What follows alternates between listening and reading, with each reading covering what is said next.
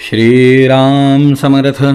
श्री गणेशाला, शारदेला, समर्थ सद्गुरूंना, सुतांना, सनकादिकांना, शुकाचार्यांना वंदन करून क्षणभर नामस्मरण करू.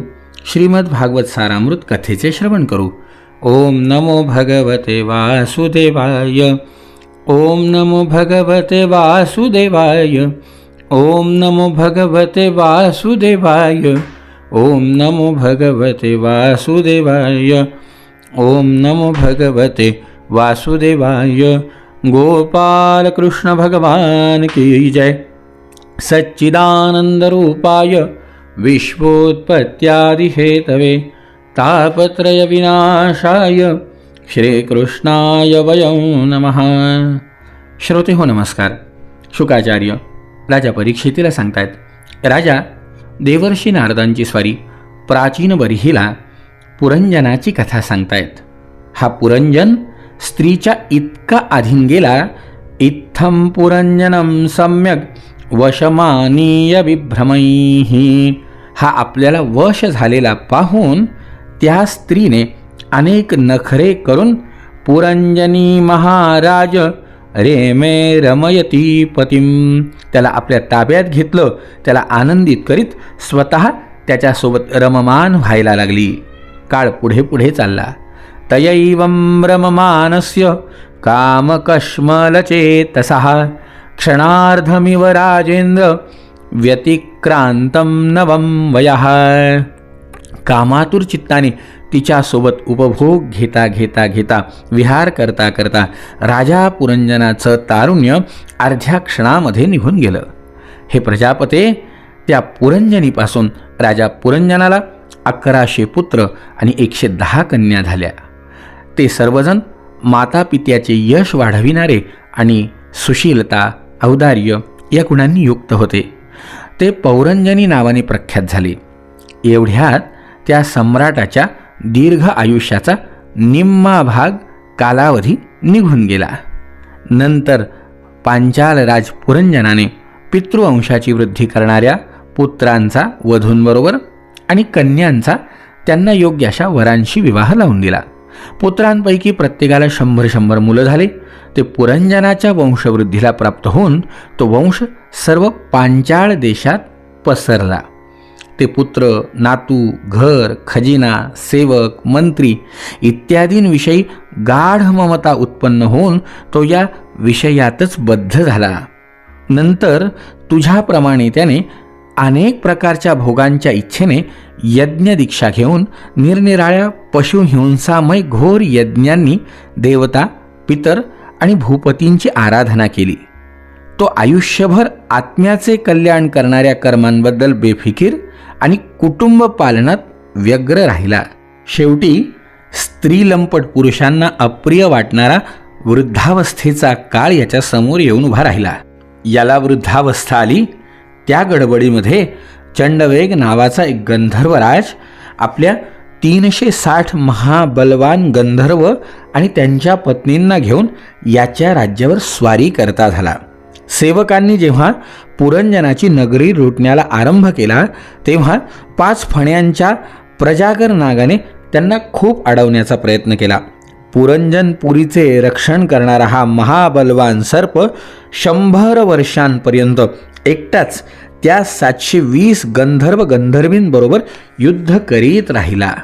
पुष्कळ वीरांबरोबर एकट्यानेच युद्ध केल्यामुळे आपला एकमात्र संबंधी साप बलहीन झालेला पाहून राष्ट्र आणि नगरात राहणाऱ्या लोकांसह पुरंजनाला चिंता वाटायला लागली. आता माझं कसं होईल? इतके दिवस पांचाल देशात दूतांनी आणलेला कर घेऊन विषयभोगात मग्न राहत याचा काळ गेला. स्त्रीच्या अधीन झाल्याने या खात्रीने येणाऱ्या संकटाची त्याला जाणीवच नव्हती. मग काय, आताच तर समोर काळ येऊन उभा राहिला. इकडे गंधर्वांनी आक्रमण केलेलं. त्या काळातच काळाची एक कन्या जरा वरसंशोधनासाठी त्रैलोक्यात भटकत होती. तिला कोणीही पसंत करत नव्हतं. ती अभागी असल्याने लोक तिला दुर्भगा म्हणत होते. नारद महाराज म्हणतात, राजा, मी एकदा ब्रह्मलोकातून पृथ्वीवर आलो तेव्हा फिरता फिरता ती मला भेटली. मी नैष्ठिक ब्रह्मचारी आहे हे जाणून माझ्याशी विवाह करावा अशी तिने मला मागणी घातली. मी नकार दिला. तेव्हा अत्यंत रागाने तिने मला असह्य असा शाप दिला की तू माझ्या विनंतीचा स्वीकार केला नाही म्हणून तू एका ठिकाणी स्थिर राहू शकणार नाही. तेव्हा माझ्या बाबतीत निराश होऊन त्या कन्येने माझ्याच संमतीने यवनराज भयाजवळ जाऊन हिने आपलं मनोगत व्यक्त केलं. भयाने बघितलं, हे बघ बाई, मी विधात्याचं एक गुप्त कार्य करण्याच्या इच्छेने तुझ्यासाठी एक पती निश्चित केला आहे. तू सर्वांचे अनिष्ट करणारी असल्याने कोणालाच आवडत नाही म्हणून कोणी तुझा स्वीकार करीत नाही. म्हणून तू हा कर्मामुळे मिळणारा लोक गुप्त रूपाने भोग. तू माझी सेना घेऊन जा. तिच्या साह्याने तू सर्व प्रजेवर राज्य कर. असं म्हणून प्रजार नावाचा आपला भाऊ हिला बहीण मानून गुप्त रूपाने भयंकर सेना घेऊन लोकांमध्ये संचार करण्यासाठी या यवनाने त्यांना पाठवलं. भय नावाच्या यवनाने आपली सैनिक, प्रज्वार आणि कालकन्येसह पृथ्वीवर संचार करायला सुरुवात केली. त्यामध्ये त्यांना या गंधर्व राजांनी स्वारी केलेली नगरी दिसली. आणि मग काय, यांनी सुद्धा या पुरंजनावरती स्वारी केली. आता या पुरंजन नगरीवरती एकीकडे गंधर्वांनी तर एकीकडे भयाने आक्रमण केलं. कुणापासूनही रक्षण पुरंजनाला आपल्या नगरीचं करता येईना. त्याला आता दिसायला लागलं सर्व नगर छिन्न विच्छिन्न झालं. मुलं, नातू, सेवक, अमात्यवर्ग प्रतिकूल होऊन आपला अनादर करू लागले. पत्नीचे प्रेम संपले. आपल्या देहाला कालकन्येने स्वतःच्या अधीन करून ठेवले. पांचाल देश शत्रूंच्या हाती गेला. हे सर्व पाहून राजा पुरंजन अत्यंत चिंतातूर झाला. त्या संकटातून बाहेर पडण्याचा कोणताही उपाय त्याला दिसेना. पाहता पाहता त्या भयाच्या थोरल्या भाऊ प्रज्वाराने या नगरीला आग लावली. जेव्हा ती नगरी जळू लागली तेव्हा नगरवासी, सेवक वर्ग, पुत्र, पौत्र आणि पत्नीसह कुटुंब वत्सल पुरंजनाला फार दुःख व्हायला लागलं. नगरी कालकन्येच्या हातात गेलेले पाहून त्या रक्षण करणाऱ्या सापालाही दुःख झालं. पण आता काय उपयोग हो. सगळं वाटोळ झालं. गृहासक्त झालेला पुरंजन देह, घर इत्यादींमध्ये मी माझेपणाचा भाव ठेवल्याने अत्यंत दुःखित झाला. स्त्रीच्या प्रेमपाशात अडकून अत्यंत दीन झाला. त्यांचा वियोग होण्याची वेळ आली तेव्हा तो आपली कन्या, पुत्र, नातवंड, नातसुना, जावई, नोकर, चाकर, घर, खजिना आतापर्यंत जेवढ्या काही गोष्टींबद्दल ममत्व निर्माण केलं, ही ममत्व भावना शिल्लक राहिली. आता सगळ्यांच्या विषयी त्याला चिंता लागून राहिली. पण परलोकात जायची वेळ आली. मनात विचार करायला लागला, जेव्हा मी परलोकात जाईल तेव्हा माझी पत्नी असाही होऊन आपला निर्वाह कसा करील. माझ्यावरती अवलंबून असणारे हे कन्या, पुत्र मी गेल्यावर कसे जिवंत राहू शकतील. असा अनेक प्रकारे शोक तो करू लागला. पण पशुप्रमाणे बांधून जेव्हा यवन लोक त्याला आपल्या ठिकाणी घेऊन चालले तेव्हा त्याचे सेवक अत्यंत असहाय्य आणि शोकाकुल होऊन त्याच्या मागे मागे चालले. यवनांनी आळविलेला सर्पसुद्धा ती नगरी सोडून सर्वांच्या बरोबर गेला. तिथून जाताना सर्व नगरी छिन्न विच्छिन्न होऊन आपल्या मूळ स्वरूपात विलीन झाली. हा महाबलाढ्य यवनराजाने बळेच ओढून नेऊन सुद्धा राजा पुरंजनाला अज्ञानामुळे आपला हेतेच्छू आणि जुना मित्र अविज्ञात याची आठवण झाली नाही. निर्दयी राजाने ज्याप्रमाणे पशूंना यज्ञात बळी दिलं होतं त्याने दिलेल्या यातनांची आठवण होऊन क्रोधाने त्याला कुऱ्हाडींनी तोडायला सुरुवात केली.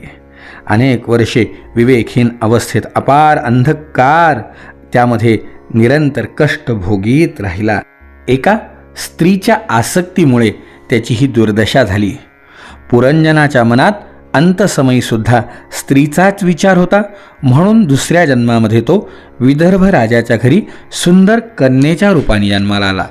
तुकाराम महाराज म्हणलेत ना, जन्म घेणे लागे वासनेच्या संगे. माणसाला पुन्हा जन्म मिळतो, पण जशी मरताना वासना असेल त्याप्रमाणे जन्म आता या पुरंजनाला स्त्री रूपामध्ये जन्म घ्यावा लागला. शत्रूंची नगरे जिंकणाऱ्या पांड्य नरेश मलयध्वजाशी या विदर्भ कन्येचा विवाह झाला. मलयध्वजापासून इला श्यामलोचना ही कन्या आणि तिच्याहून लहान 7 पुत्र झाले. पुढे द्रविड देशाचे 7 राजे हे मुलं झाले. नंतर त्यांच्यापैकी प्रत्येक पुत्राला अनेक पुत्र झाले. त्यांचे वंशज या पृथ्वीच्या मन्वंतराच्या शेवटपर्यंत उपभोग घेत राहिले. मलयध्वजाच्या व्रतस्थ असणाऱ्या पहिल्या कन्येबरोबर अगस्त्य ऋषींचा विवाह झाला. त्यानंतर पुढे तिच्यापासून एक मुलगा झाला दृढच्युत नावाचा. दृढच्युताचा इद्मवाह पुत्र झाला. राज्याची पुत्रांमध्ये वाटणी करून शेवटी मलयध्वज भगवान गोपाल कृष्णांची आराधना करण्यासाठी स्वतःच्या इच्छेने मलय पर्वतावर गेला. त्याच्याबरोबर ही वैदर्भ कन्यासुद्धा तपश्चर्ये करता गेली. राजाच्या संगतीमध्ये इलाही भगवंताचं चिंतन घडायला लागलं. तिथे राहून कंद, मुळं, बियाणं, फळं, फुलं, गवत, पाणी यांच्यावरती जीवननिर्वाह करीत यांची कडक तपश्चर्या सुरू झाली. 1 नाही 2 नाही, राजांनी 100 वर्ष तप केलं. परब्रह्म्यामध्ये आपला आत्मा सहज योगाभ्यासाने विलीन केला. पतिपरायण वैदर्भी सर्व प्रकारच्या भोगांचा त्याग करून आपला परमधर्मज्ञ पती मलयध्वज याची मोठ्या प्रेमाने सेवा करत होती. तिनेही वल्कल धारण केले होते.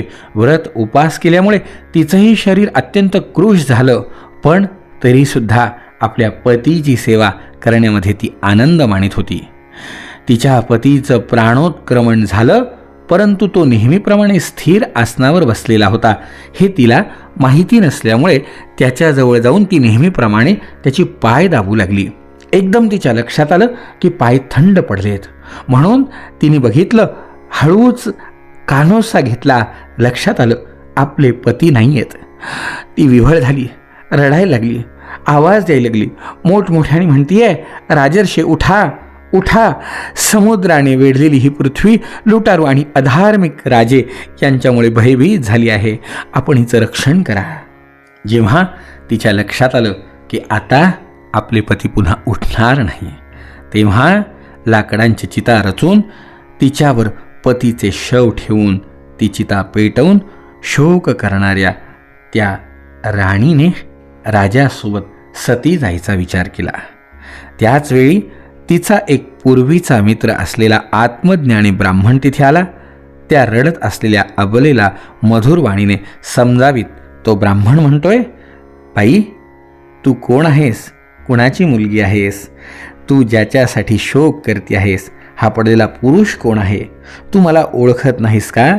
तू पूर्वी ज्याच्याबरोबर विहार करीत होतीस तो मी तुझा मित्र आहे, म्हणजे मागच्या जन्मामध्ये या पुरंजन राजाचा तो मित्र. अविज्ञात, विसरलीस? मी अविज्ञात आहे आणि हे बघ, तू मला सोडून या पृथ्वीवर भोग भोगण्याच्या इच्छेने आली.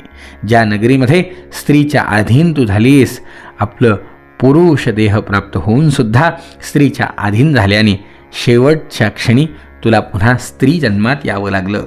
विचार कर, तू खरं सांगू का, तू विदर्भ राजाची कन्या नाही. हा वीर मलयध्वज तुझा पती नाही.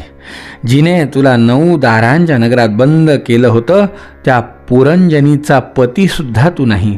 तू पहिल्या जन्मात आपल्याला पुरुष समजत होता आणि आता स्त्री समजतोय. हे सर्व मी पसरलेली माया आहे. वास्तविक तू पुरुष नाही, स्त्रीही नाही. आपण दोघेही हंस आहोत. आपले जे वास्तविक स्वरूप आहे त्याचा अनुभव घे. मित्रा, मी ईश्वर आहे आणि तोच तू जीव आहेस. तू माझ्यापासून वेगळा नाही, तू मी एकच आहे. ज्ञानी पुरुष आपल्या दोघात किंचितही अंतर मानित नाही. एक पुरुष आपल्या शरीराचे प्रतिबिंब आरशात आणि दुसऱ्या व्यक्तीच्या डोळ्यात निरनिराळ्या रूपाने पाहतो. त्याचप्रमाणे एकच आत्मा विद्या आणि अविद्येच्या उपाधीच्या भेदामुळे स्वतःला ईश्वर आणि जीव अशा 2 प्रकारात पाहतो. अशा प्रकारे जेव्हा हंसानी म्हणजे ईश्वराने त्याला सावध केलं तेव्हा तो मानस हंस मनोपाधिक जीव आपल्या स्वरूपात स्थिर झाला आणि त्याला आपल्या मित्राच्या वियोगामुळे विसरलेल्या ज्ञानाची पुन्हा आठवण झाली. प्राचीनभरही देवर्षी नारद सांगतायत, मी तुला परोक्ष रूपाने या आत्मज्ञानाची दिशा दिली आहे, कारण जगतकर्त्या जगदीश्वराला अप्रत्यक्ष वर्णनच अधिक प्रिय आहे. ही कथा मी तुला का सांगितली याचं सार तुला नक्की सांगेन उद्याच्या भागामध्ये. जय जय रघुवीर समर्थ.